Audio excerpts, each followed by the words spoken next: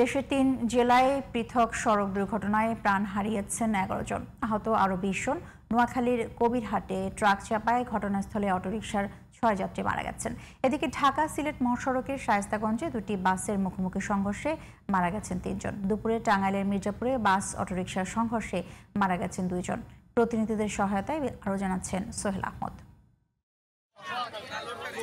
মঙ্গলবার বিকেলে নোয়াখালীর কবিরহাট বসুরহাট সড়কের আলিয়া মাদ্রাসার সামনে একটি সিএনজি চালিত অটোরিকশাকে চাপা দেয় পণ্যবাহী ট্রাক।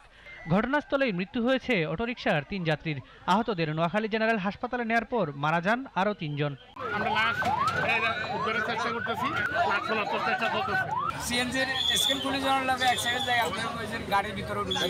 ঘটনাস্থলে ৩ জন মারা গেছে, ৩ জন মারা গেছে আহতটা। দুপুরে ঢাকা সিলেট মহাসড়কের হবিগঞ্জের শায়েস্তাগঞ্জে মুখোমুখি সংঘর্ষ হয় দুটি বাসের। মর্মান্তিক এ দুর্ঘটনায় প্রাণ হারিয়েছেন ৩ জন। দুর্ঘটনার পর হাসপাতালে চিকিৎসাধীন আছেন ২০ জন। আহত কয়েকজনের অবস্থা গুরুতর বলে জানিয়েছেন শায়েস্তাগঞ্জ হাইওয়ে থানার ভারপ্রাপ্ত কর্মকর্তা আবু তাহের। দুপুরে টাঙ্গাইলের মির্জাপুরে যাত্রীবাহী বাসের চাপায় অটোরিকশার চালক সহ ২ জন নিহত হয়েছেন। টাঙ্গাইলগামী বাসটি মহাসড়কের দেওহাটা ওভারব্রিজ পার হওয়ার সময় একই সড়কে থাকা একটি অটোরিকশা নিয়ন্ত্রণ হারিয়ে ফেললে এই দুর্ঘটনা ঘটে বলে জানান প্রত্যক্ষদর্শীরা। Sohel Ahmed, GTV news.